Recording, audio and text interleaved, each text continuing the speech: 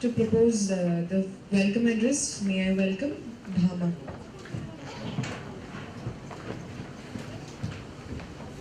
Good morning, all. It gives me great pleasure to extend to you all a very warm welcome on behalf of the Inter-University Center for Alternative Economy to the second technical session. We're indeed honored to have Professor A.V. Jose, Honorary Fellow, Center for Development Studies, Trivandrum, to chair the session.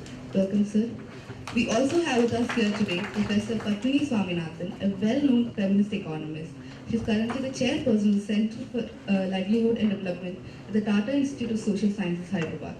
Former Director, Madras Institute of Development Studies and Chair, Regional Studies of the RBI, Professor Padmini Swaminathan, studies industrial organization, labor education and health from a gender perspective. Welcome, ma'am. Next, I would like to welcome Dr. Anita V, Reader, Department of Economics, University of Kerala, and Dr. Christabella PJ, Assistant Professor, Department of Future Studies, University of Kerala, who will be presenting the papers, the session. Once again, I would like to extend a warm welcome to all of you present here. Thank you. I request the Chair, Professor A.V. Jose, to start the proceedings. Thank you. Thank you for giving me this opportunity. And I'm afraid you will soon get tired of seeing my face here. So let me not invite trouble. Straight get into the business. And as you know, the chairperson's main job is to stay as the timekeeper. That means we have allocated half an hour to Professor Padmini Swaminathan, and then there will be 15 minutes each for the next two presenters, two groups, and altogether we would set aside an hour for the presentations, and hopefully after that, half an hour for debate on the issues raised by these eminent speakers. So onward to Padmini Swaminathan.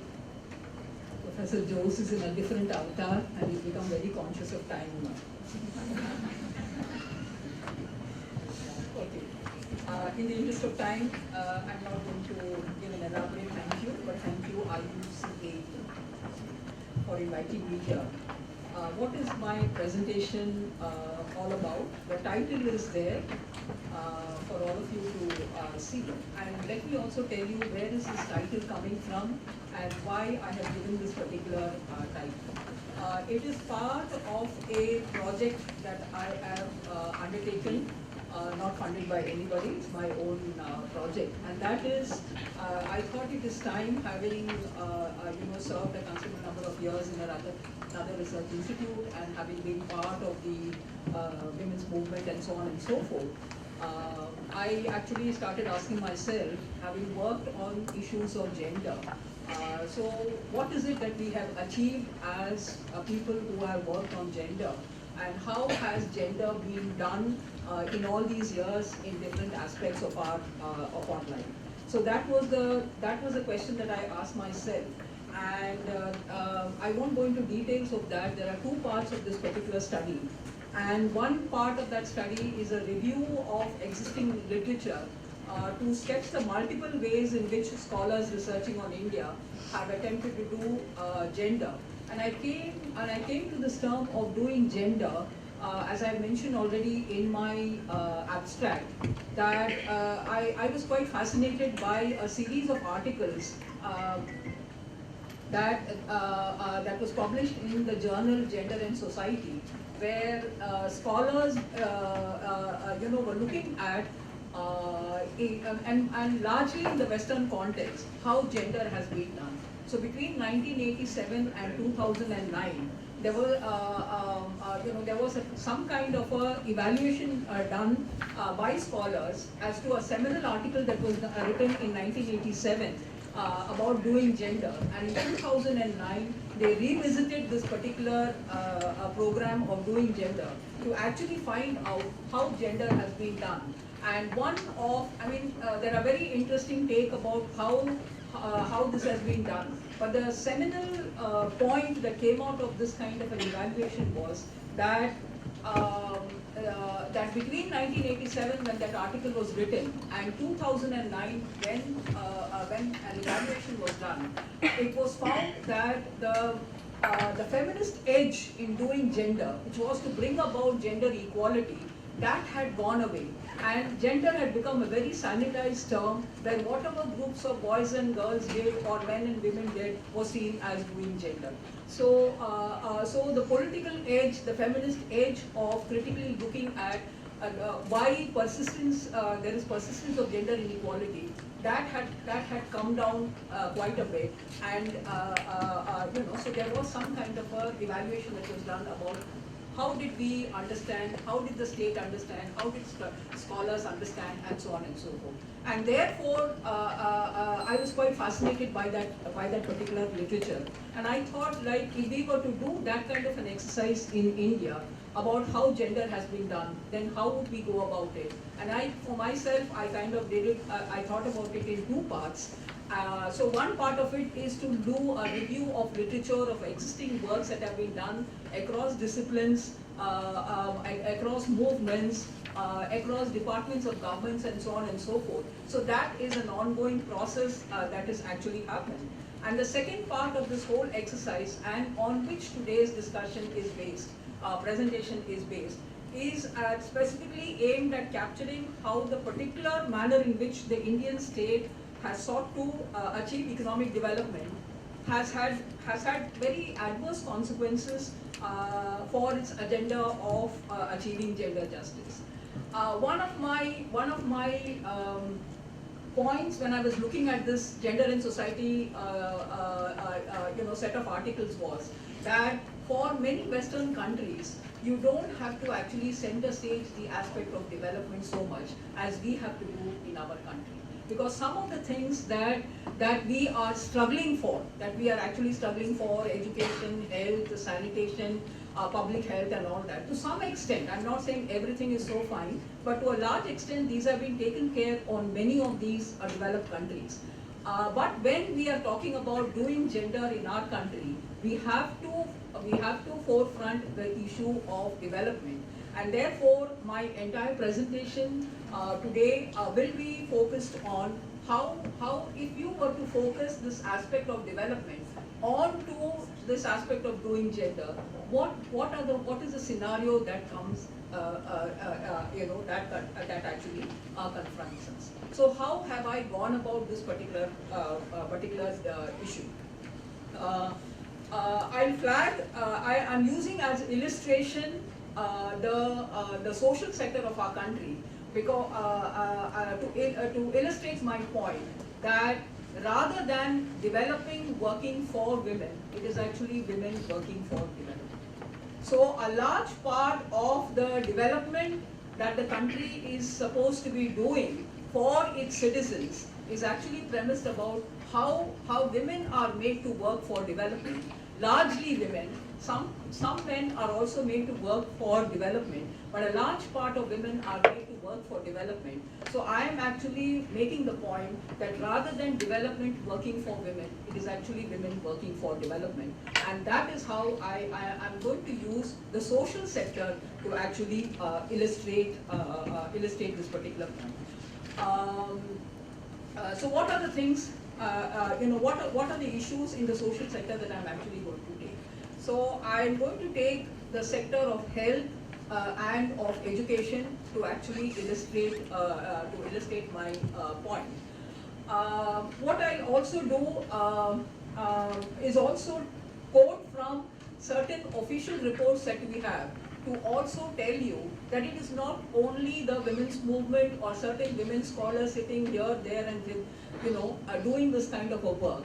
But if you were to seriously also read Government of India documents, you will also come across how the government actually is justifying what it is actually doing. So what I'm going to do is that I'm going to take the report of the midterm appraisal of the 11th plan of the Planning Commission, which is a the 11th plan is 2007 to 2012, and this midterm appraisal was done somewhere in 2011, and the report was published in 2012.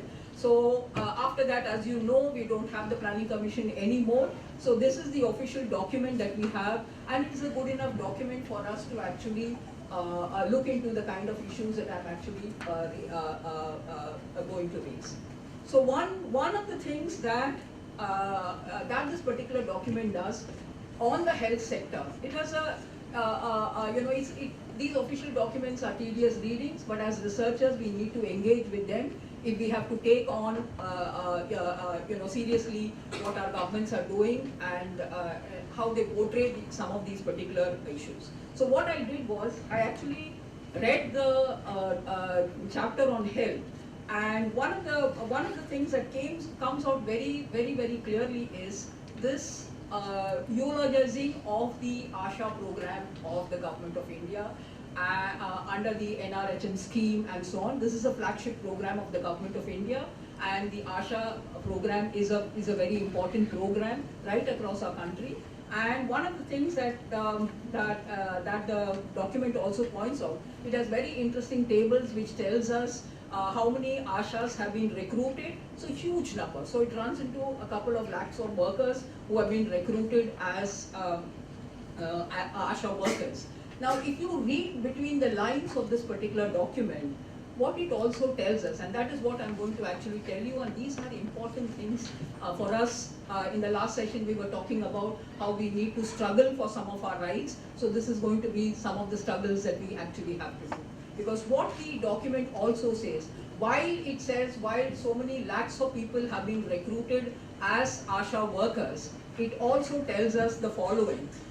It tells us that, and I'm quoting from the Planning Commission document, it says, it has been reported that due to contractual recruitments with NRHM funds, states have added, so many specialists. So they run into some several thousands of specialists that have been actually recruited. And what it also says is that as contractual appointments are facilitated under the NRHM funds, contractual appointments are facilitated, the states tend to decrease their sanction posts. It must therefore be ensured by the states that they will, in the long run, bear the expenditure for such contractual appointments. So what is it that the message that this Planning Commission document is telling us? That the contractual appointments are here to stay. And over a period of time, the sanction posts are going to come down. So this is something which you can read between the lines of the Planning Commission documents. So that is one part of the thing. It's an official admission that these are contractual appointments are going to stay, and it's going to impact on, over a period of time, the sanction post in the country. What is the second issue that the Planning Commission is telling us is that so there is a take on why they are recruiting these ASHAs who are local people who know the area and so on, blah blah blah. So there is a lot of material on why they are recruiting people from the local this thing. So, but what they do not tell us is that these people are not recognized as workers. So when I'm not recognized as a worker, the law of the land that applies to all workers in the country does not apply to these people at all, right? And they are therefore paid an honorarium, or they are considered as voluntary workers, and that is it. So what happens is that I am here as an ASHA worker to do all the health work that the government imposes on me, or the state government tells me to do periodically, keeps adding to my burden of work. But I am not recognized as a worker. I am paid bits and pieces for the kind of work that I do, and I am a voluntary worker, and so I am paid a particular honorarium. So this is the situation, and that is why I am saying that the health work of the Government of India, health work of the states of our country is done by the women, and they are working for development. The development is not actually working for them. The development that happens to them is they get that particular honorarium, right? So that is how I am interpreting this particular thing. That is the official Planning Commission document. What I have done is that I've also looked at studies that have done on ground reality of the functioning of the ASHA program. When you put together an official data and you also look it along with field studies that have been conducted, and that is what feminist methodology tells you, is that You can combine this quantitative information that you get from the Planning Commission, and you also look at studies that look at it from a very qualitative aspect. You get a much more richer understanding of what really is happening on the ground. And I'm not, for want of time, I will not go into the details.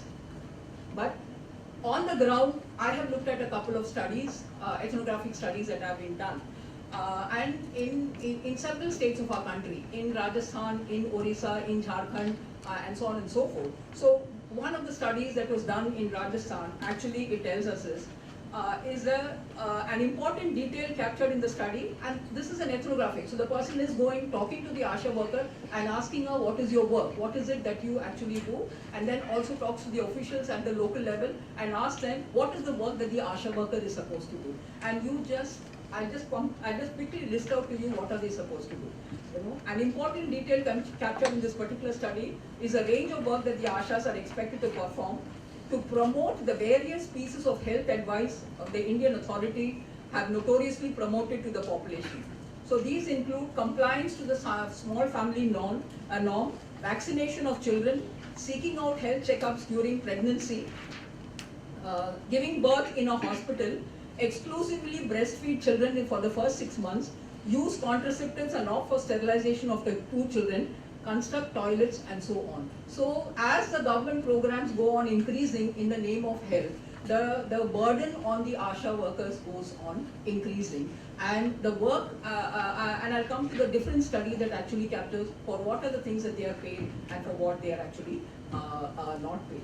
The other detail of the ethnographic thing which is very important is that the Planning Commission document just says that the ASHA workers don't get their money on time, and therefore we need to speed up, we need to ask them to open bank accounts, we need to transfer money. So there is an official speak on how they should be compensated, but on the ground the scenario is slightly more complex. On the ground the scenario is that the ASHA worker now is pitted against the ward boys and the nurses who think these people are taking away the money that is actually due to them. If the ASHA worker accompanies the pregnant women to the hospital, then the ward boys and the nurses who are there may lose some bit of the money that they could have gotten. It is the ASHA worker has to get the signature of the nurse or the head nurse or whoever it is to be able to avail of that particular money that is due to her if she accompanies a particular pregnant woman for institutional delivery.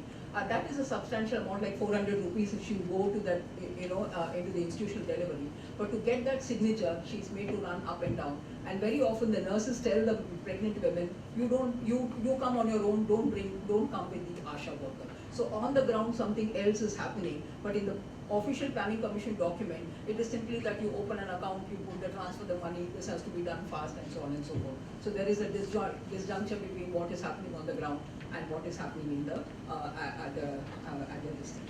I'll just quickly also tell you about another study which is very important, which is a survey that was done in Maharashtra in a particular district about who are these ASHA workers and what is the kind of work that they have to do. And these are all published in EPW, so they are available. I don't have to give you. But for my purpose, what is it that I wanted to tell you is that this is a study by Kavita Bhatia in 2014, and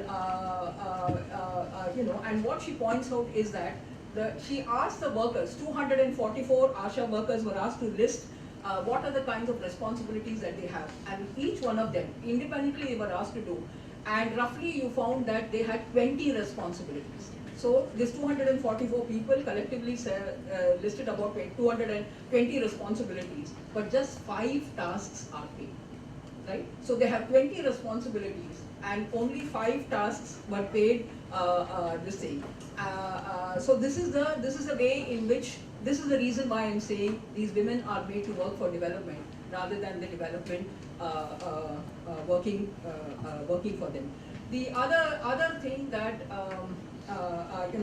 it is also important is that you are taking people from the community who are actually marginalized women, some level of literacy, and who think of this is, why are they taking up this job? Is that they think that at some point in their life, they will become formalized worker, they will be inducted into the government service as health workers and so on and so forth. As we know from the Planning Commission document, sanction posts are not going to come.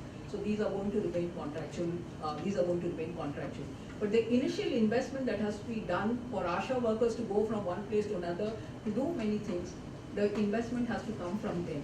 And it takes an enormous amount of time for the government to actually reimburse these people.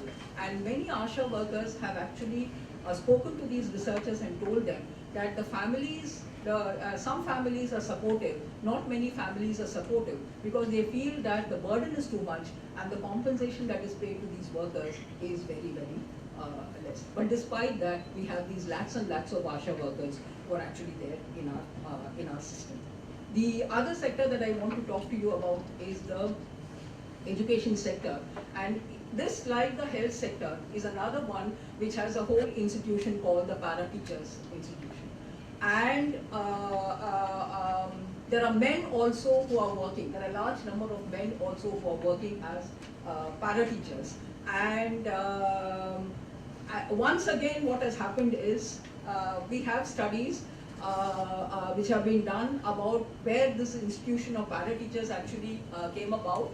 And one of the things that these studies actually point out is that this institution of para-teachers, which is teachers on contract, and they are known by different terminologies in different parts of our country as Shiksha Karmis, Shiksha Mitra, Guruji, so on and so forth. This institution of para-teachers is here to stay. Because once again, the government of India has actually cut down on the finances that go for sanctioned posts. It is not increasing the number of sanctioned posts, and therefore the institution of para-teachers is actually here to stay. And so we have quite a bit of studies which actually tell us that what is the kind of salaries that the rationality given for para-teachers. One of the rationality given for para-teachers is that the regular teachers don't come on time, they are absent, they don't teach, and so on and so forth. But the para-teachers are bang on time, they teach, some learning is happening, and so on and so forth. But the question that as researchers and as social scientists we need to ask ourselves is that why don't we analytically segregate some of these issues? All of us as teachers have to teach. I mean, that's part of our thing. And if I don't teach, I'm a faculty at TISS Hyderabad, and if I don't teach, I need to be hauled up for not teaching. You cannot say you're not teaching, therefore I remove the sanction post and I replace it by a para-teacher's post. And that is the rationale, the way in which the government of India is going about. Because time and again, politicians are saying, para-teachers are, teaching, some learning is happening, but with the regular teachers there. So what has happened in our country is that the regular teachers have been pitted against the para-teachers. And the larger issue of why this country is not able to get resources for education, if that is a very important phenomenon, why this country is not able to get resources for education and earmark resources for education is not being actually looked into. That discussion happens at a very different level. The issue of finances, the issue of how the devolution of resources go on between plan and non-plan and so on and so forth, that has caused a lot of problem in our country. And that is discussed at a very different level by public finance officials. And that discussion does not come into this whole business of para-teachers and regular teachers. So the point I want to make it here also is that very often, analytically, we are not segregating issue of economics from the issue of social justice. Both are important, but we are not saying para-teachers have to be regular because of social justice issue. We are also saying that there are real economic issues that need to be actually looked at as to why state governments after state government in our country is actually going in for more para-teachers and not going in for regular teachers. There is a serious issue of financial resources and this devolution of resources between plan and non-plan that actually needs to be addressed. So if I have to give you some dimension about one of the articles that Geeta Nambison and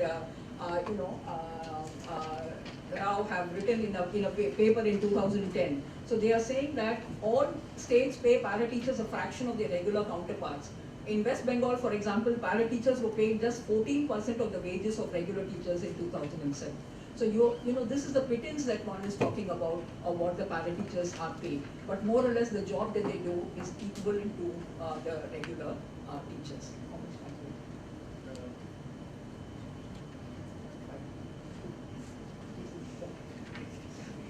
have? Okay. Yeah.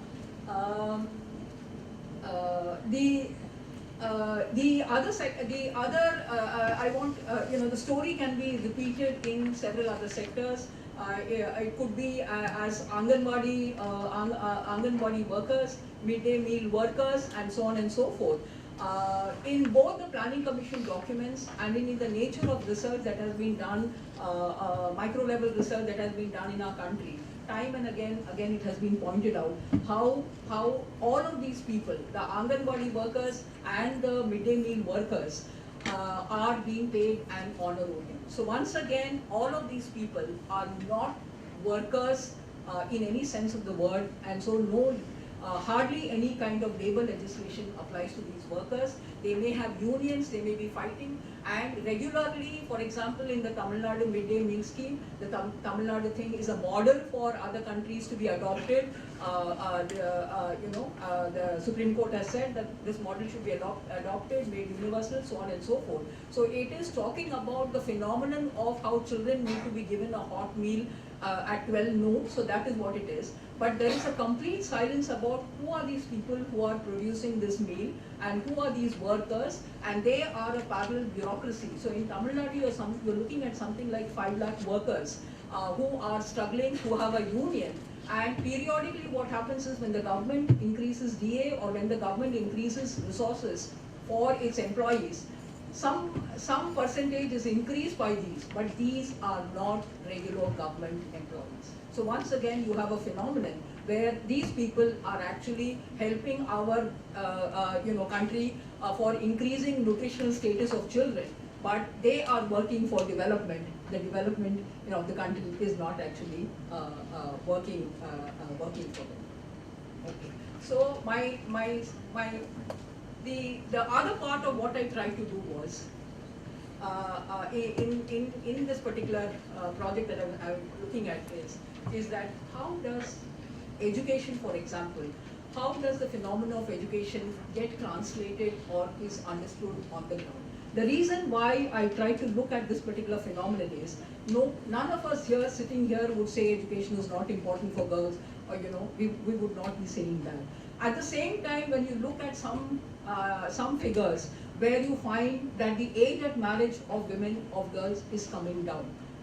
When you look at this particular phenomenon, we thought we had addressed this issue of age at marriage of girls. There are legal things. We thought over a period of time with the women's movement, sensitizing people and so on and so forth, we have actually addressed some of these particular issues, that we may not want to revisit some of these particular issues. And yet you find there are field-based studies that are coming up with different kind of scenarios. And these are very interesting studies, and much more empirically based field work will have to be done to address some of these particular development issues.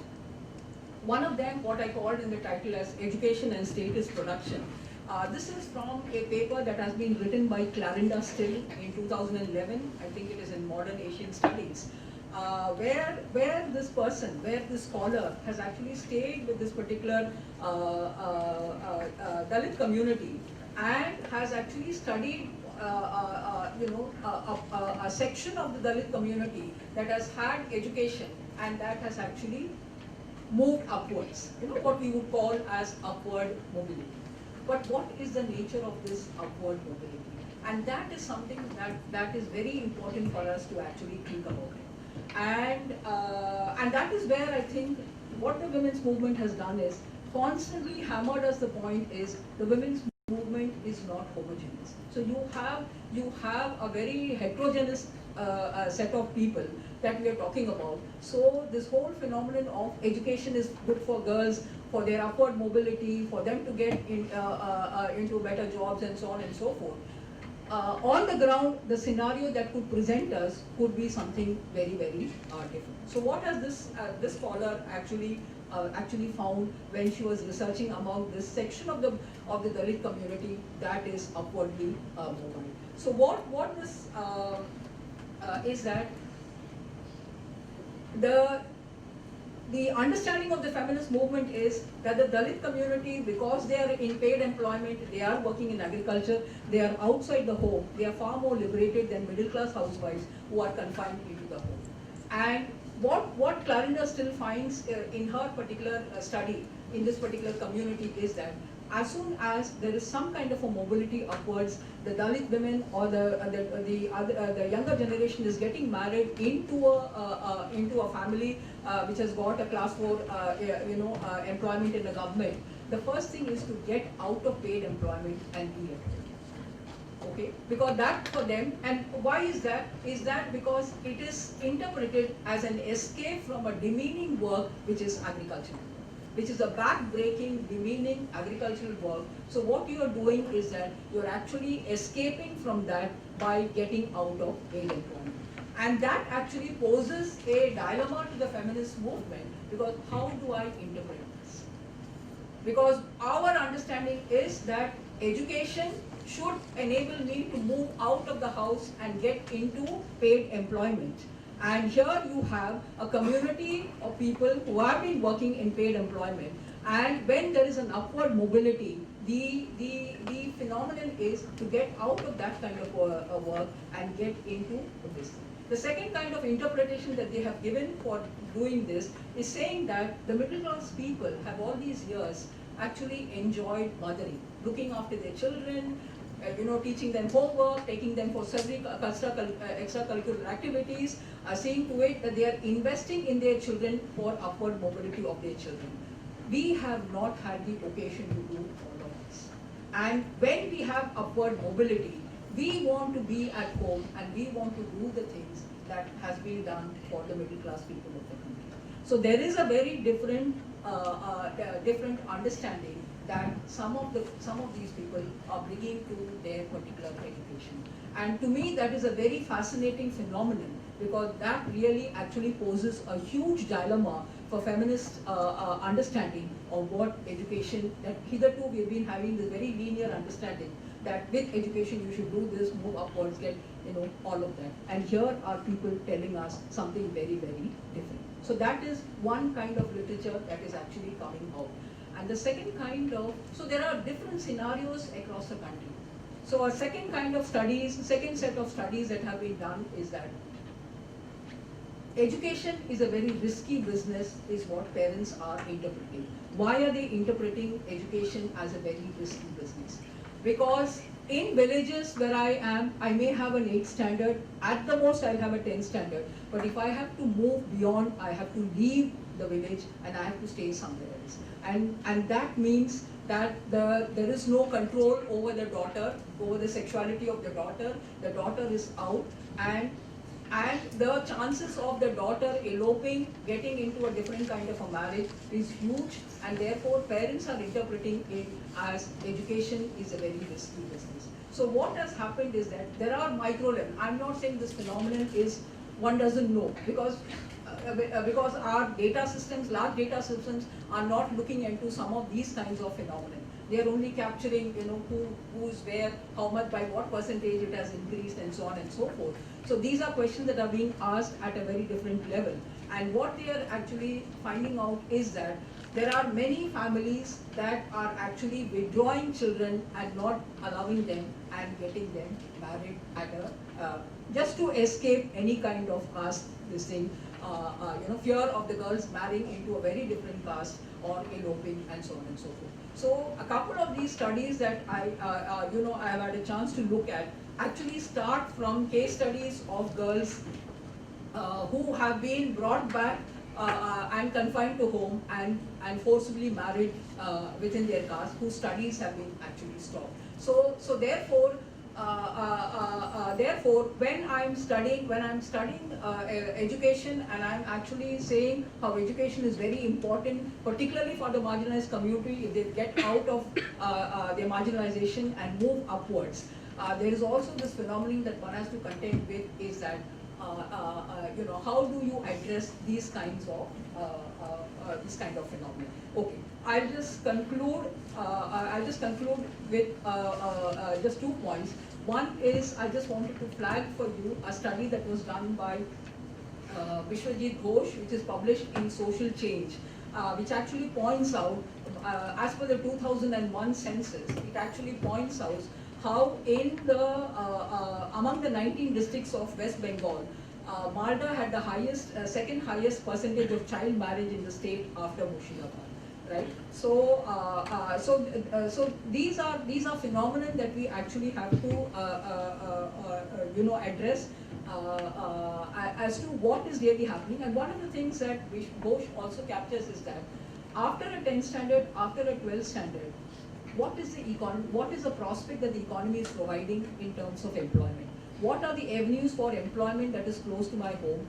After a 10th or a 12th, what is it that I'm able to do? So, and therefore this fear of also that if I have to, invest more in education of girls, for what is it am I leading them to? What are the prospects that they have after this particular education? These are serious questions that we have to address. So my last point that I actually want to, I want to say is that the state gets away by designating some of the welfare programs as having been instituted to empower women. In the absence of such programs, the argument goes, women currently employed would not have had access to the remuneration that they now receive. Most studies evaluating such programs are generally caught up in measuring in what manner the implementation of these programs have or have not empowered women. That such programs are another facet of the ways in which Indian women subsidize the Indian economy is one part of the story. More significant for labor economic studies is the question of how does one confront the Indian state that is at once the arbiter on issues concerning violation of labor laws, but is also the defaulter when it comes to hiring personnel for its own programs. For the women's movement in the country, continued material deprivation of large numbers of households, combined with suboptimal solutions, as represented by our ASHAs, para-teachers, midday meal workers, can by no stretch of imagination take us closer to the lofty ideals espoused by the 1995 Beijing Platform for Action that was to ensure that the concerns for women and gender issues should not remain marginal to the ideas and practices of development organizations, but should be central to them and hence located in their mainstreaming. So all these years we were talking about gender mainstreaming, and this is where we have actually reached. So it is our contention that the hope through the interaction of development and gender, change could be produced has not been realized. I'm not saying change has not happened, but it is not necessarily the kind of change that we actually hope for. Moreover, the continuing challenge for feminist scholars and activists on the ground is a perennial need to track the consequences of actions taken as well as those not taken. I do not believe that we have not periodically changed the questions that we have or should be asking. However, all our attempts thus far has failed to make development reach state accountable to the agenda of gender justice, without which the project of doing gender, which includes the phenomenon of making development work for women and children of this country, will remain unfinished and therefore ongoing. Thank you.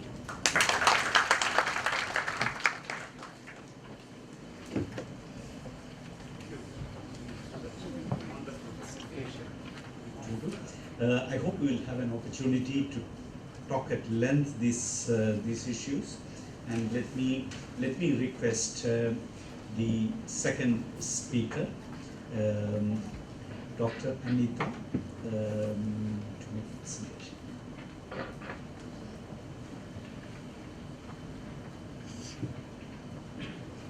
Respected Chair and distinguished dignitaries, my topic of presentation is community reservation in local self-governance, actual outcome versus byproducts.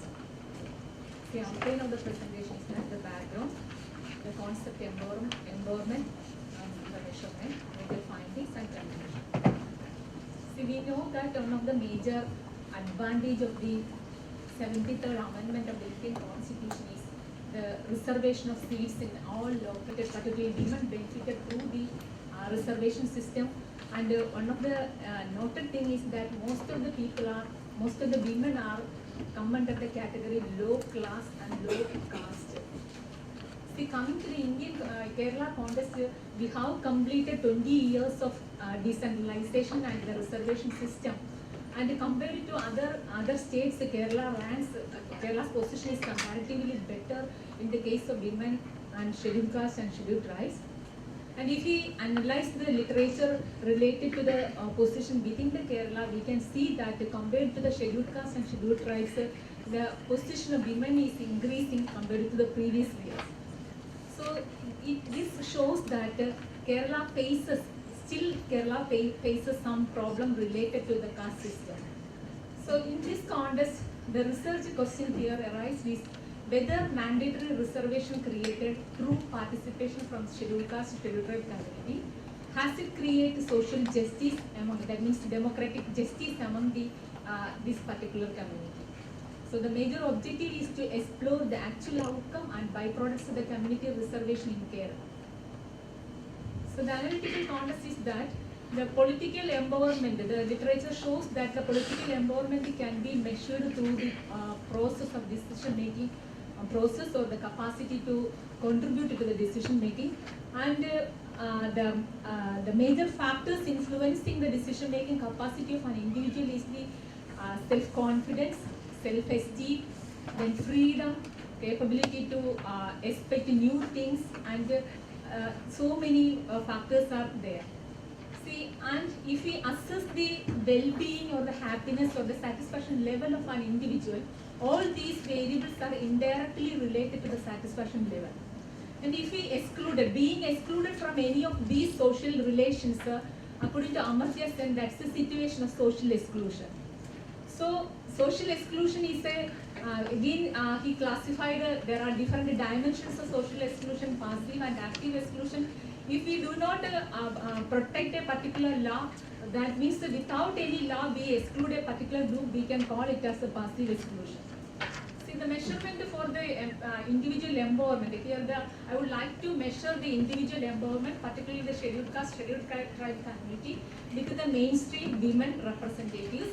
And I have used the three categories: scheduled caste, scheduled tribe women community, scheduled tribe SC/ST male community, and compare it with the non-SC/ST women. So if a field survey is conducted through the 14 district and all the local self-governments, and the life satisfaction approach is used for the analyzing the satisfaction level of the representatives. And recently, The Economist, it is an alternative method of measuring the well-being of an individual. Recently, The Economist used this principle for measuring the happiness or the satisfaction, particularly the Deaton and the Pearson space, and are used for analyzing the different satisfaction level. And the environmental economists also used the life satisfaction approach. Here I have used the Candle self-anchoring scale, the same scale used by the Deaton for the study. And the t-test also conducted.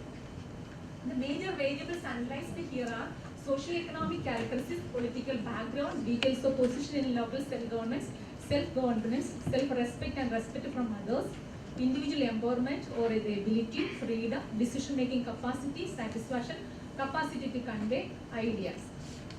See, these are the few tables. The table shows the relationship between comparison of SC/ST male and SC/ST female regarding the decision-making capacity. We can see that compared to SC/ST female, SC/ST male have a greater advantage in the decision-making capacity. And if we compare SC/ST male with the non-SC/ST female, here a non-SC/ST female has an advantage in the case of decision-making capacity. Then compare SC/ST male and non-SC/ST male.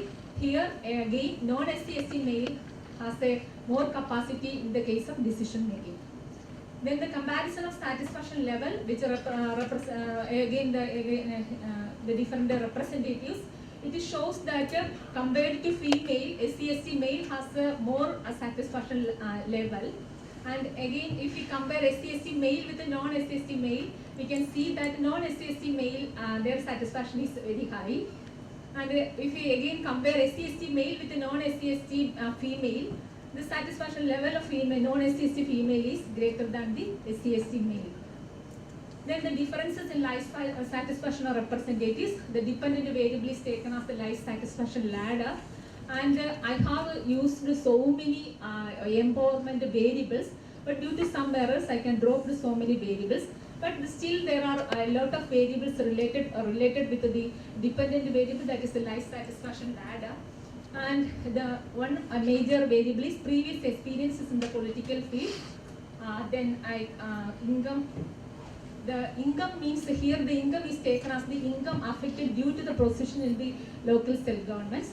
This is in the case of SC/ST female, it is noted that a negative value, even though it is negative value, its significance is very high. That means due to the position in the local self-government, females coming under the category SC/ST, their satisfaction is negative. Because the situation is that most of the women engage in casual work due to the position in the local self-governments. Most of the time they drop their casual work. Then in the case of age, I can't see any relationship between SC/ST male and SC/ST female, but in the case of non-SC/ST female, it is significant. And the decision-making capacity, it is significant in the case of SC/ST male. And the ability to convey ideas in the public, there is relationship with the SC/ST male and SC/ST female. And the ability to change things in one's life is it is related with the non-SC/ST female. Then freedom. See, this freedom, the concept is entirely different. See, we have asked different questions in the questionnaire. Freedom to move, freedom to take decisions. But this freedom shows the freedom when we come to the particular position, what freedom you enjoy. Then the satisfaction, see, there is a relationship between the SC/ST female satisfaction level and the freedom. But we can't see any relationship with the others. So the major findings is that previous experience is high among non-SC/ST female. See, regarding the self-confidence and the respect from other representatives, we can see that the non-SC/ST female enjoys high self-confidence compared to SC/ST male and SC/ST female. Then the respect from the society. But in the case of respect from the society, the situation is very opposite. SC/ST female, they say that their respect is increased in the society compared to SC/ST male and non-SC/ST female. Then the decision-making capacity and in the satisfaction level, we can, in both cases, we can see that non-SC/ST female is their decision-making capacity and the satisfaction level is high compared to SC/ST male and SC/ST female. Then the life satisfaction approach, which shows that previous experience in the political field, decision-making capacity, ability to convey ideas in the public, ability to change things in one's life are the major variables influencing the life satisfaction approach. So from this we can see that the Panchayati Raj institutions or the 73rd Amendment created fundamental changes, and that fundamental change is a necessary condition for the empowerment of socially excluded people or the marginalized community, but that's not a sufficient condition. See, then how we can develop a sufficient condition? We need a transformation in the leadership position. That means transformation in the form of leadership from the power to the powerless. Power to the powerless means male to female, female to the backward communities, and like that. So how can we develop such a condition? That's a very severe question. See, we can see that in the most of the cases in Kerala, the practice is that there is a clash between the constitutional provisions and the community principles. Most of the time we can face some such clashes. So a concerted effort must be taken from we will given from our part. So the immediate solution, we can see that maybe we can develop some leadership qualities through continuous training, and we can change the transformation through the changes in the leadership pattern. When economists go into psychometry, try to measure happiness and self-esteem, I know one can only admire the boldness, the courage in taking up such ventures, and I'm sure we will have an opportunity to raise questions about the methodology used in these studies, the conclusions arrived by them, and also its relevance to policy making in contemporary societies. We'll have an opportunity to look into these issues. Let me therefore request the second speaker of the center of the day, Dr. Christabel, Assistant Professor, Department of Future Studies, University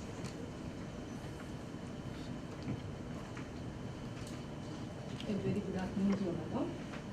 Respected Chair, Professor David Sir, Madam, and my dear colleagues and my dear students. Today, I'm trying to give or speak from a really different point of view, that is from the point of view of the commons. Kerala is rich in natural resources. And if you look at the natural resources, we can see that they almost all of them are the common property resources. And trying to put forward a hypothesis that the common property resources in Kerala are under severe stress, and because of that, the livelihood options of the people who are there in the state is declining. For that, I'm taking no orders, no data, nothing is there. I use a small case study in order to explain the convention. For that, I acknowledge the people who have helped me while I prepared this paper. The photographers who took beautiful photographs of the Valiani Lake, which I have taken as the case study, and the discussion with the people who are there in the local area, and everybody who has helped me has become. To start with, the basic idea of economics is about the optimal allocation of resources between different possible resources. But we all know that it is not that much easy, because when we try to plan or when we try to allocate the resources, different issues come up, or different factors come up, like social, political, legal, ecological, and economic factors. They act singly or in any combination, make it difficult to allocate the resources in the proper manner. So the conventional economics try to have an economic planning in order to have the maximum benefit to the society.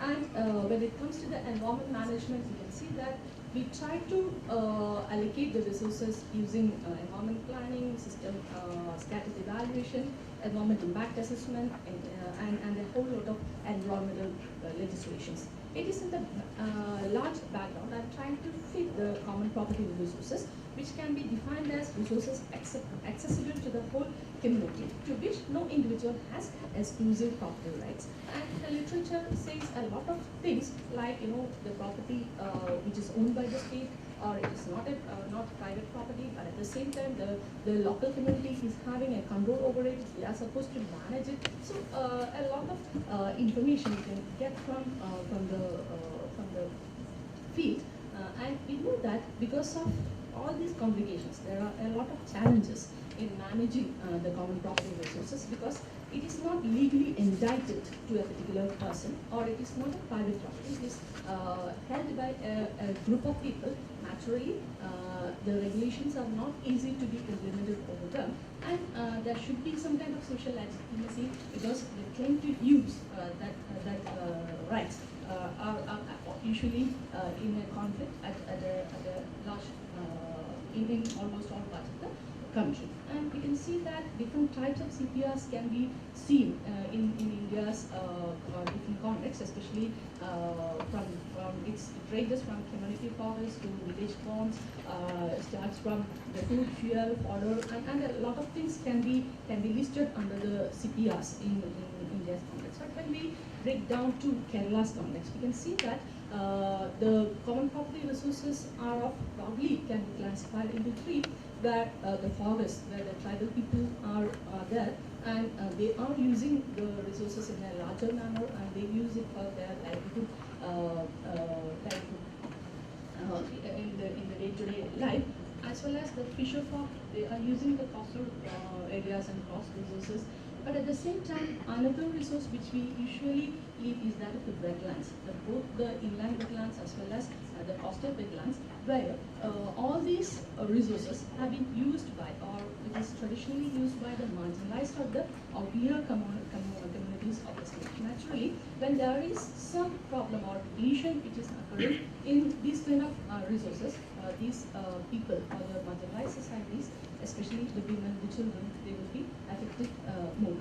So I'm concentrating my discussion only on the wetlands, where the estimates are showing a great deal of picture where we are having something like 2,254 wetlands in Kerala, where we have a wide range of wetlands, including 44 rivers, 29 man-made reservoirs, 10 freshwater lakes, and so on. But at the same time, even though this much water is there in our state, naturally, when the summer is soaking up, water becomes a scarce commodity. That itself shows that there is some problem with the management of that kind of resources we are having in our hand.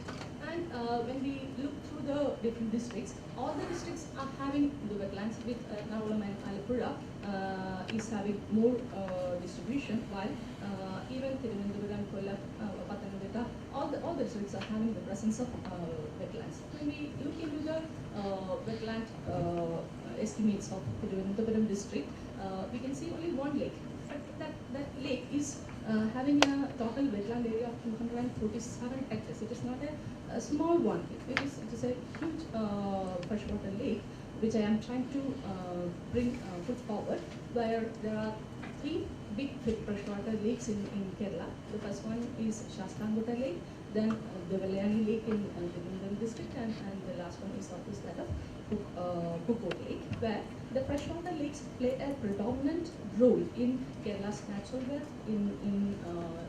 It is trying to store the precious rainwater, as well as it helps to maintain the groundwater level, and a lot of geological advantages are there for this kind of lake. I'm concentrating my discussion, or my case study is Velayani Lake, which is designated as a tropical wetland by the scientists, where we can get a lot of information about that particular lake, where it shows a degradation or the depletion in the area over the years. But if you look at the expanse of the lake itself, the revenue department is having one figure, but at the same time the irrigation department is having another figure. So everything is contradictory, but at the same time, what I feel is that it is a common property resource, because around the lake there are 4 panchayats.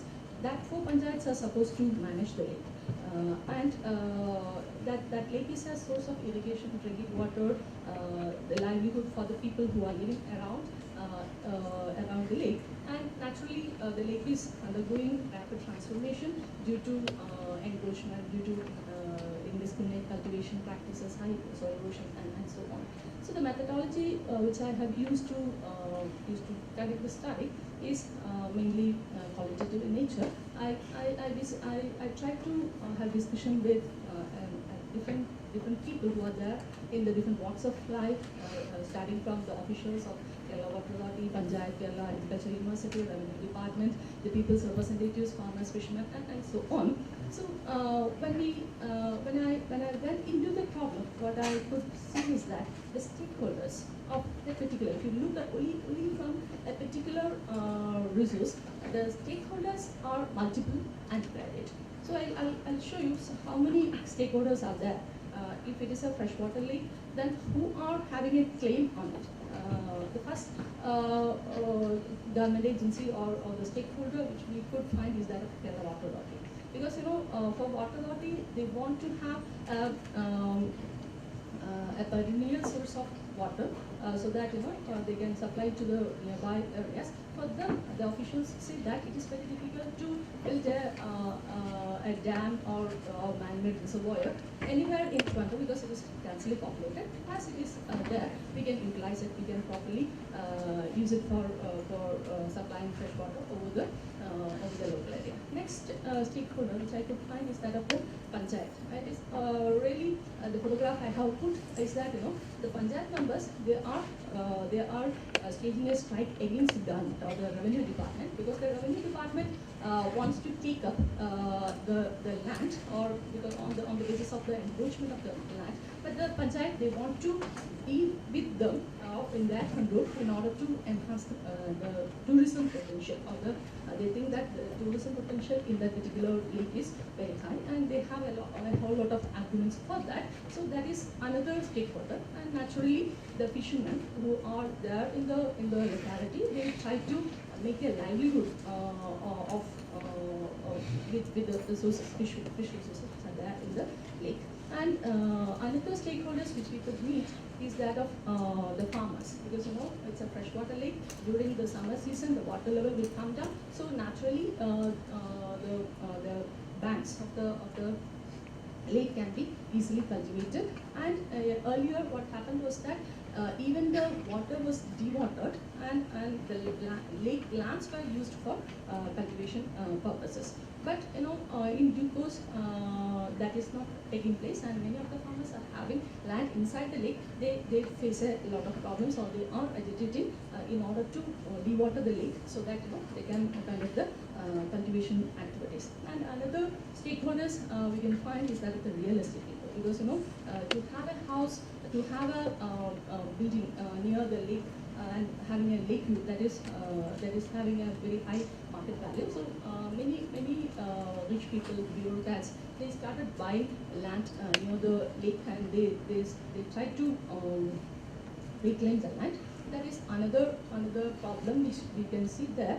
Likewise, the scientists as well as the environmentalists, they are for conserving the lake in order to keep the surroundings, the scenic beauty. Likewise, and there are a lot of proposals coming from different parts, where the fishery resources has to be maintained, and the livelihood of the fishermen should be taken care of. That is one proposal. But at the same time, another group is trying to say something on the water resource. They look only from the water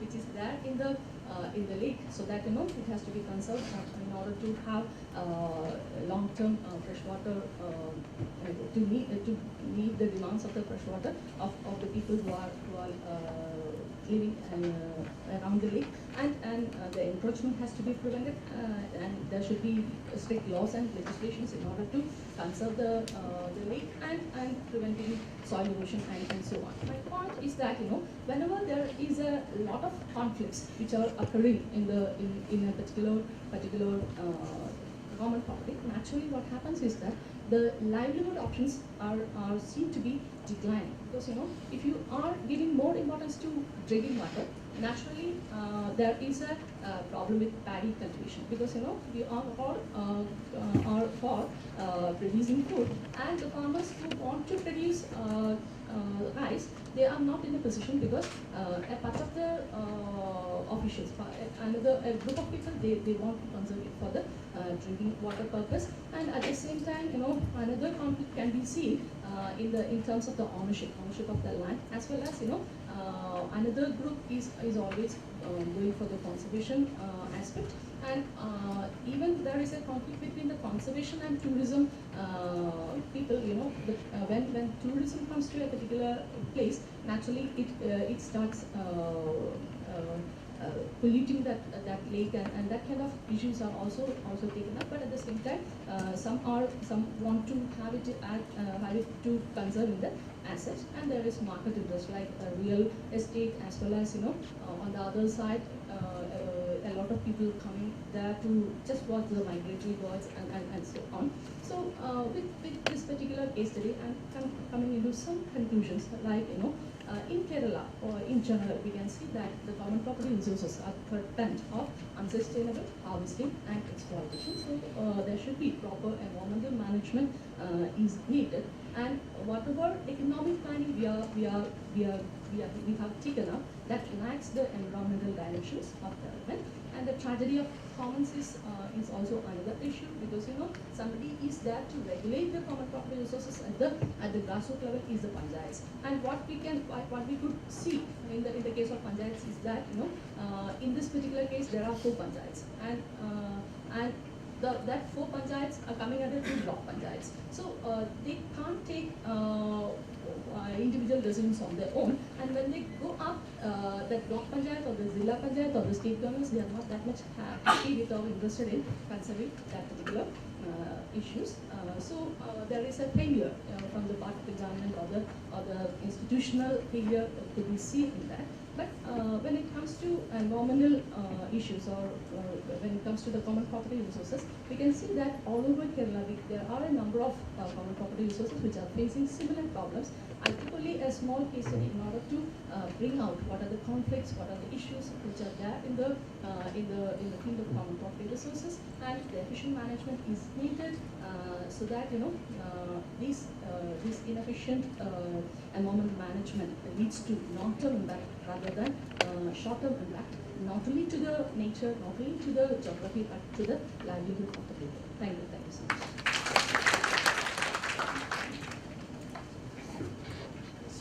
Extremely pertinent issues about common property resources, the decline in the development of the massive market, and the shrinkage of such property, the way they are ruthlessly exploited, and the kind of long-term damage they cause to the lives and livelihoods of people. And these are issues which ought to be debated in any forum debating the future of a developing society. So let's take questions from the floor. We have something like 5 minutes, but then let's say we'll go for another 10 more minutes. So those of you who wish to raise question, I might have to put a stop after a while, but then please feel free to but then all of you, please do come. And let me also suggest whoever raises a question, please give your name first. We're easy for those of them who respond to you to give it back to you. Thank you. And make it short.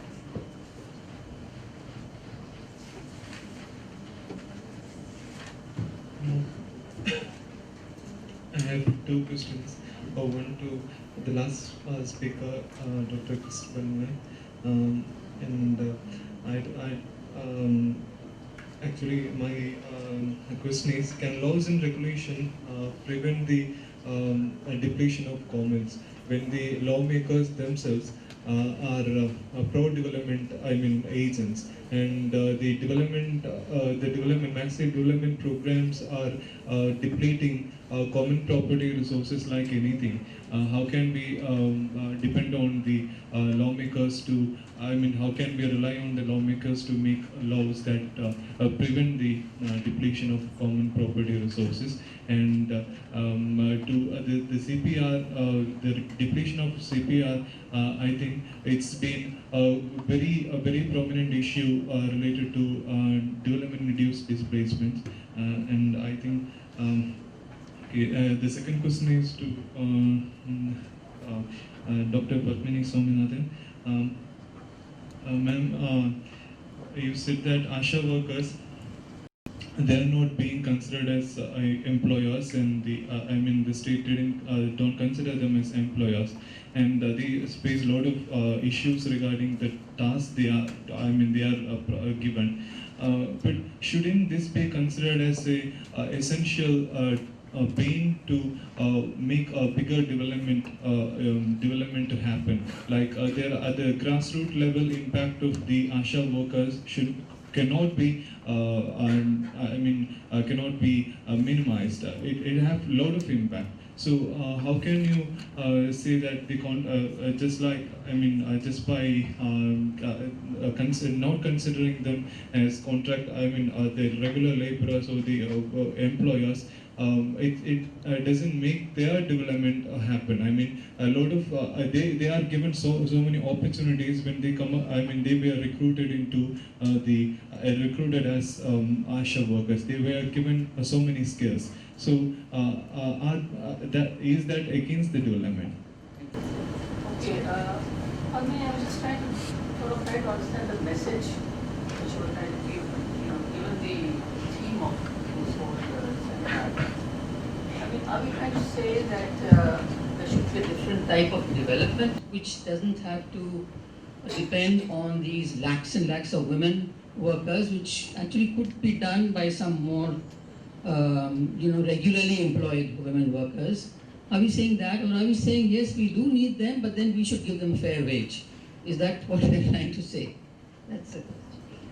Vellayanee Lake is the case study. I just want to know, when the Adani Group came for this Vediman project, when they submitted the document for environment impact assessment to the Ministry of Environment, it said that they will be taking 40 liters of water from Vellayanee Lake per day in the post-operational stage.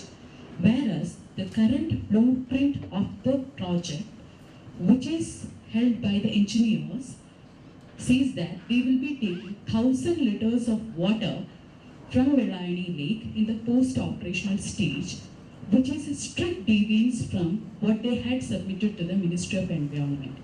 What role can this panchayats play against such serious violations of the environmental encroachments?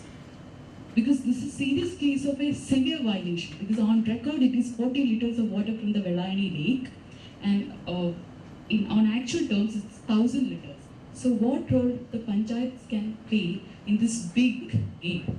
In the post-operational stage, 1,000 liters is perceived, but the Vellayanee Lake itself is a very small thing, which is not ecologically sustainable for a lake to provide. My name is Lakshmi. I have a question to Anita ma'am. In ma'am's project, I noticed that I was just curious as to how you evaluated the variable self-confidence and respect from other people for SC/ST, and actually made a comparison between SC/ST and non-SC/ST females and SC/ST males. And also, I have another question to Christabella ma'am. I was again just a tad bit doubtful as to the terminology used in the word livelihood. Do you mean the catastrophic effects on the daily lives of the people when you mention livelihood, or livelihood as in the economic aspect, in the strictest economic sense, as in the working work of the people, like livelihood in that sense? Just the terminology that I just needed clarification on that. I have some experience with these ASHA workers, and I know that the remuneration varies with different places and PHCs. Because when they collect 100 household data, some where they are provided with 1 rupee per household, and some in some places they will be given 50 paise per household. So in such a situation, there is a system, there is a need for a system to ensure the remuneration to these ASHA workers. Even the burden of work not only increased with the increased welfare programs of the government, these ASHA workers are in the bottom of the PHC system. That before that, the JPHNs had the highest burden of collecting data from the field and providing these awareness measures and all. So in such a system, a strong system to ensure the remuneration is a need. And again, the midday meal schemes and Anganwadi programs and this ASHA workers, these stress the need for health concerns as well as eliminating the nutrition related problems like malnutrition issues and all. If the government ensures minimum wage as it is given for NREGS and all, these programs will definitely have a dual effect of health concerns and again eliminating malnutrition with gender equality. What is your opinion on that? Thank you. Actually, I have a few questions. So, first we have for Padmi ma'am. You mentioned about the ASHA workers. I want to know whether they are in quotas or quotas of work that has to be done to remain a member of this ASHA as an ASHA worker. And I'm not clear about the 20 works and 5 pay thing you mentioned. Then about the para teachers. The question is, what are para teachers basically? And is it a formal organization, or are there any permanency of work in this? And then there's the question regarding the heterogeneity of women's movement. What do you mean by heterogeneity of women's movement? And then there's the question regarding the confinement of women to homes with upward movement. Is it voluntary or pressured? And the next question is regarding the gender mainstreaming. Again, that is about what it is generally, like basically. And the next question is for Anita ma'am. Ma'am, you mentioned about most of the women being in low class or low caste. Actually, wanted to clarify on what point what basis did you make that point? And second is regarding the life satisfaction approach. And I want to know how pertinent it can be, or how effective it can be. And the next set of questions for Christabella ma'am. First question is outlier communities. What are outlier communities? And second is, which stakeholder, you mentioned a few stakeholders in it, and which stakeholder basically is less harmful to this, to the system, to the society, to the resources, and how to manage? I'm Godwin. My question is to Dr. Padmini. My concern is actually a simple one. When we position the social sector in India from a public finance perspective, pitted along with the defense segment, we know that the defense is getting much more priority because the rate of growth of budgetary allocation every year, as well as the overall quantum of budget towards the defense sector, is far, far greater than that of the social sector. And specifically take the case of health, excluding the rural development part. So, don't you think, until the health or the social sector gets a political priority, these kind of issues would always remain as a long-term development issue, right? Because health minister always is a low-profile person, just to at a kind of reflection, and always the senior or the most coveted post belongs to the defense minister, right? That's just a reflection of the old stuff. This question is to Padmini ma'am. Ma'am, have you looked into the duplication of work between Anganwadi workers and the ASHA workers? So it seems there is no burden, but there is rather a duplication of work between both of them. My question is for Padmini ma'am. In the present Kerala context, the middle class parents, most of the middle class parents are those who have had the development experience. They have had the educational development also. But what is seen, they have also moved upward in the social ladder. But what is seen nowadays is that they are insisting their daughters to get married off, or maybe to stop their education at a very young age. So does it seem to be really contradictory? They have enjoyed, they have moved up the social ladder, but they are restricting their future generation to remain on the same ladder. Doesn't it seem to be contradictory? That's my question. Thank you. Would be better place to answer that. Let's try to run. Here, there are two. Yeah, one, two. Yes, please. Thank you. My question is to Professor Swaminathan, Madam. When you look at the national level or the state level or the panchayat or the local government levels, when you look at the judiciary and the executive and the legislature, women don't feature more. Women chief ministers, women ministers, women directors, and I think the population is around 52% in case of women. Why are they not featuring? Does it mean they're not there or they're not capable? Or why? We don't see them. Then the second question is on Dr. Madame Christabel. when you are raising the issues about the environment, you see the water body, the environment, the leader. These are the people coming from the same system, same arrangement, same government, same departments, but they are contradicting between themselves according to the presentation. I fail to understand because I assume that if you are head of a culture, you must be having the same understanding with the whole chain. Why do we get the same contradiction from the same system? My name is Durga. My question is to Padmini ma'am. Like when you were telling about ASHA workers, you were putting upon words like marginalized and poor people who are being taken from the low strata of the society.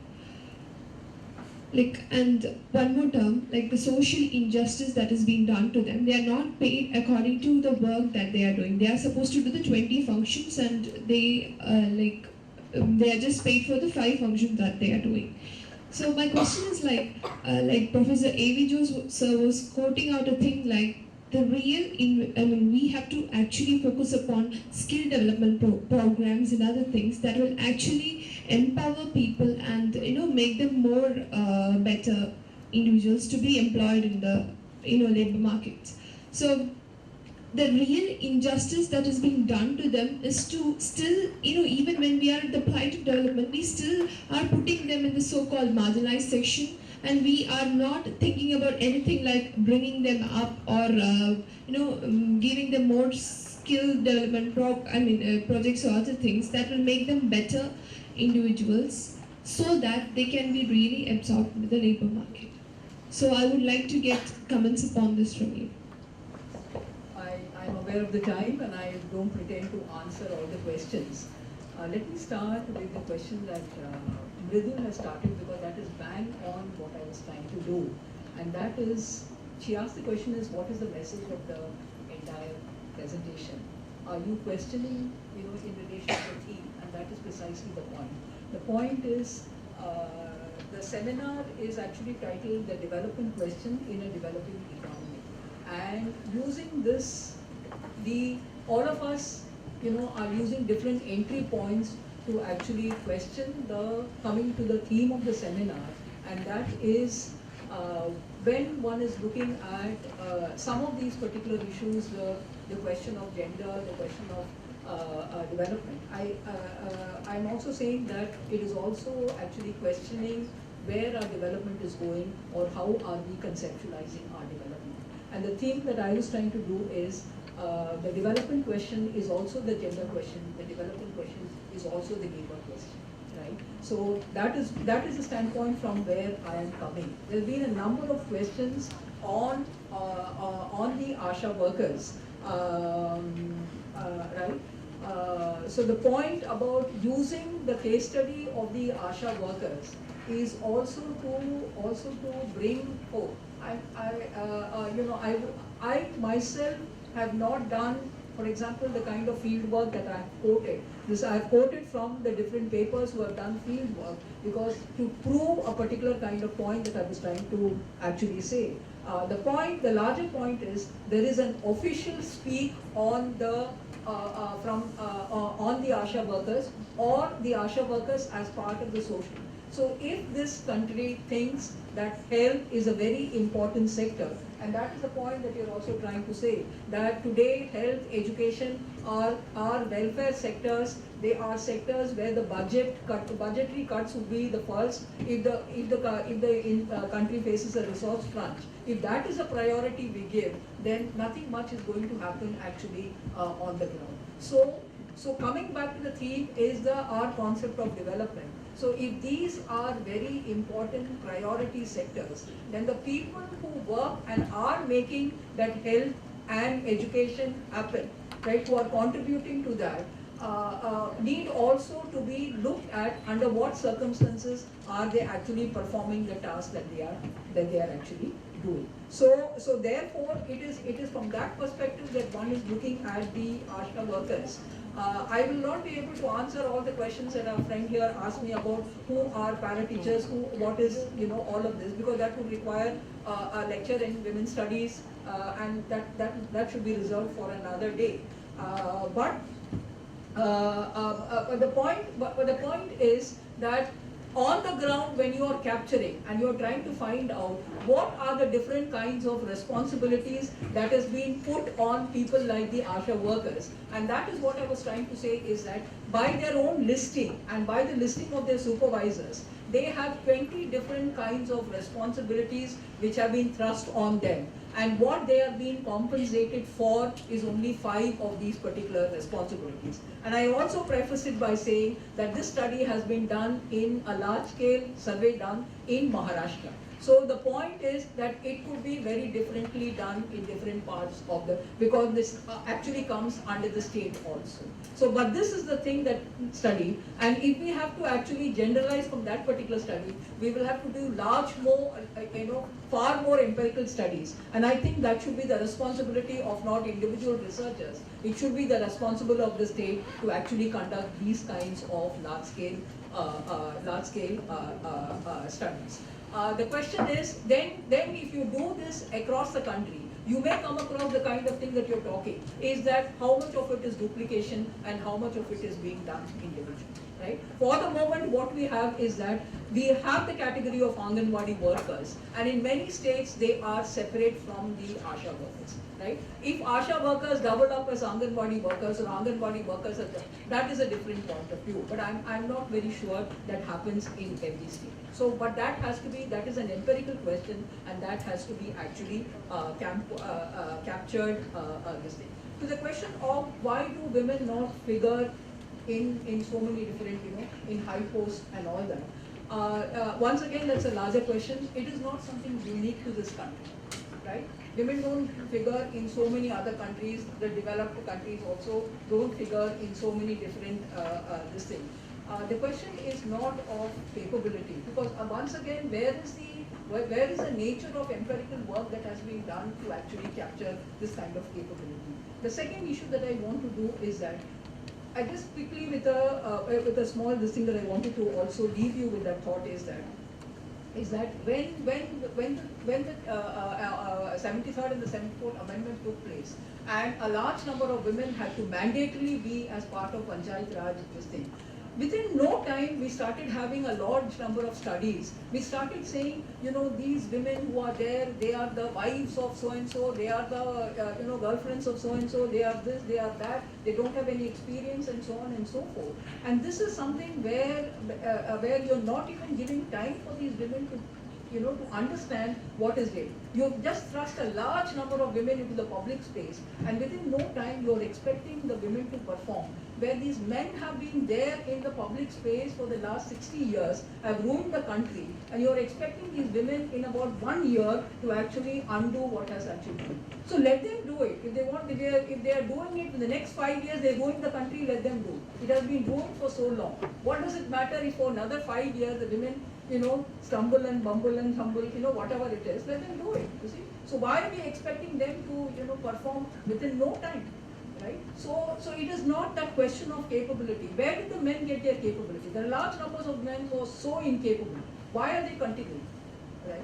So why doesn't the system get rid of them and put in, get this kind of this one? So there are different kind of questions that we need to ask, because what we are always doing is we're always asking the same kind of questions and putting a large number of men, of women and girls in a very defensive position. And I don't think that should be the message that comes from the Senate. Thank you. I'm sorry I didn't. There was one question that was given to me. Again, it was to do with a written question that was given. Again, he asks about there are not many women in R&D positions in scientific establishments.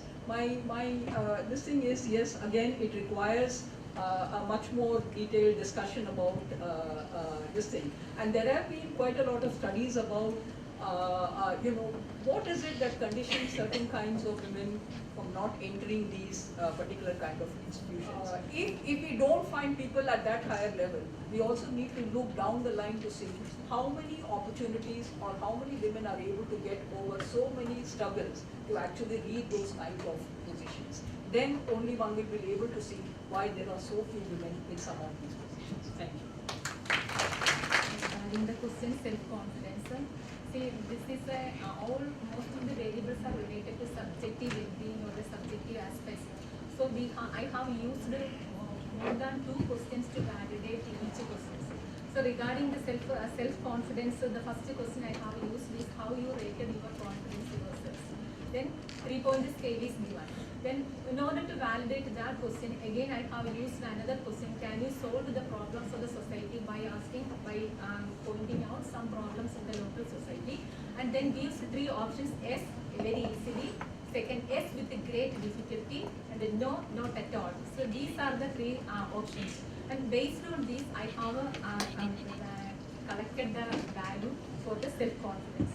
Then again, the respect from the other, respect from others. 3 questions are again asked for the particular individual. The one is related to respect from the family, respect from the society, and respect from the co-members. So on the basis of the 3 questions, I have finalized the values. Then the questions related to Puja, low caste and low class. See, the low caste is we can clearly seen from the constitutional provision. So there is a demographic representation for the scheduled caste and scheduled tribes. So the majority comes from the scheduled caste and scheduled tribes. And again, in the case of low class, we can see that the majority of the studies related to the Panchayat Raj representatives, their income group shows that their income category shows that it is far below from the per capita income of each state. Then the life satisfaction, that's the very psychological or subjective well-being aspects. See, if you go through the literature related to the life satisfaction, actually this concept was used by the psychologists from earlier, but the economists used this concept recently. See, in order to prove the differences in the psychological well-being or the life satisfaction, there are scientific studies related to this concept. And there are 2 methodologies adopted by different agencies. One is self-reported survey, and another one is the electroencephalography. That is a scientific method by measuring our physiological aspects with our cognitive level. So then there are a lot of economists, they used the self-reported surveys, and they proved that we can use it to compare the individual level satisfaction, and we can use it to compare for the interpersonal utility or the interpersonal satisfaction level. But the study by Frey and Ita, they proved that it is better to use in the case of group comparison. So we can give better result in the case of group comparison compared to the interpersonal comparison. Then again, D10 also used to assess the satisfaction level. He compared the 2 satisfaction level, emotional happiness and the life satisfaction. See, our aim is to assess the value of life satisfaction.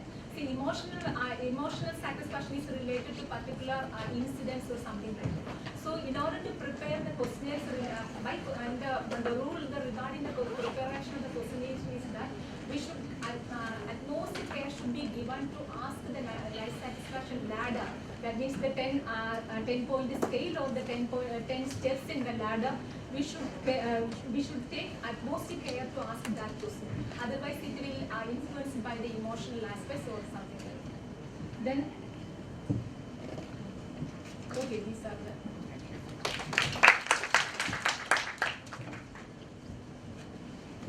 Thank you for your questions. I'll club 3 questions together, starting from Joshua's question, where what we can see in India or Kerala, we have a multiplicity of agencies to look into a particular common property resource. I'll take this example itself. This lake is that land belongs to the revenue department. Okay, but that water that is taken care by the irrigation department.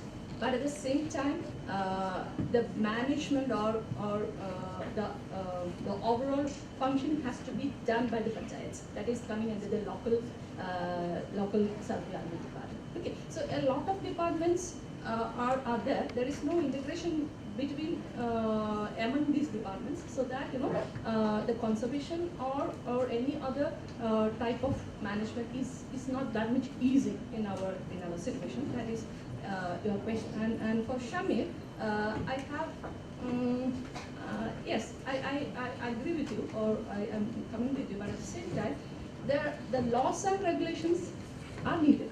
Otherwise, nothing will be there at the end of the day.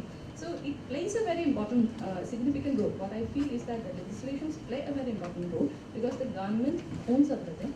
So that should be there, but as I told earlier, the different departments, their policies are contradicting. That naturally, is going to deplete, degrade, or inefficient management of the resources. That is what I feel. And regarding Anla, I think there is a small mistake in the quantity of water or something like that. I'll come back to it. Okay, let me finish. And when it comes to the livelihood question, actually, the word which I have used is not livelihood. It is livelihood options. Okay, so in this particular case study, what I could found is that if you are a farmer, you farm during the farming season. What will you do in the rest of the period? At that time, you go for fishing.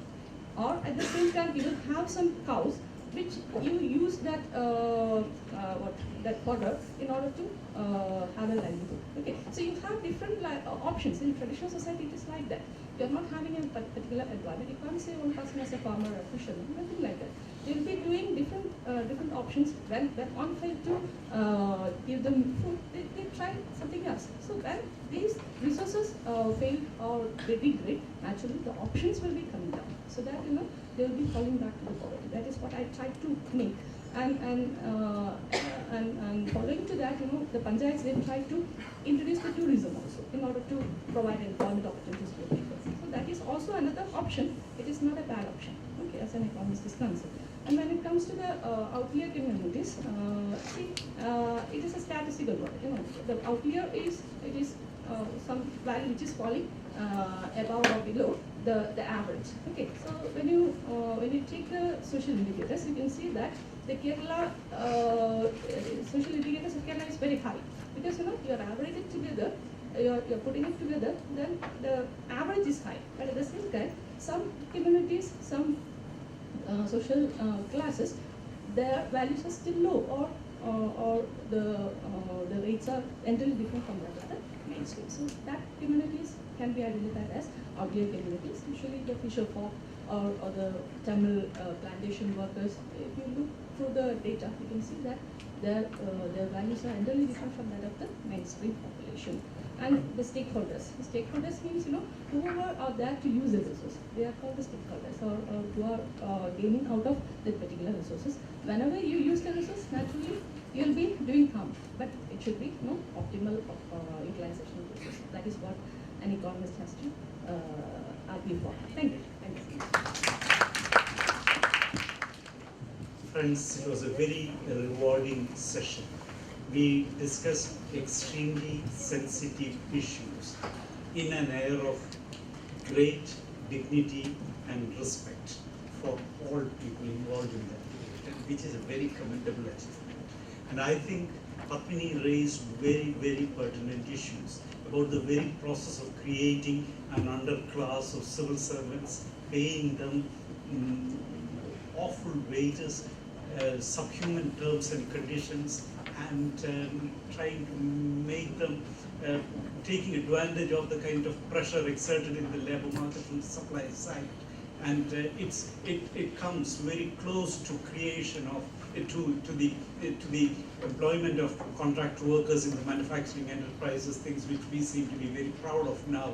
But then let's be aware of the fact, unless we are able to hire people at terms and conditions that give them dignity and respect which they legitimately deserve, this model is just not sustainable. And thank you for raising that issue. And I must say, the other two presenters, they are commendable, admirable for the kind of depth of understanding of the issues and for explaining very complex methodological issues in a very elegant manner, making it known to you the kind of approaches they adopted, and in the process raising serious issues of concern to the society. And it was a very, very useful session. Thank you. Thanks to all of you who took part in it. and to the speakers for raising pertinent issues, and those of you who raised questions. Thank you again. Thank you, sir. I invite Gauri to propose the vote of thanks. Good afternoon. I thank Professor A.V. for his commendable task of presiding over the second technical session on development issues in India. The session was marked by strong female voices, and the keynote address given by Professor Padmini Swaminathan had brought our attention to the issues of the women working for development but the converse not happening, and the irony of education playing a retrogressive role in the social mobility of women. Thank you, ma'am. And I also thank the presenters, Dr. Anita and Dr. Christabel for the commendable work, and the audience for the active participation. Now, I invite everyone for the lunch being served outside, and kindly noted that you have to assemble back by 2 o'clock sharp for the third technical session.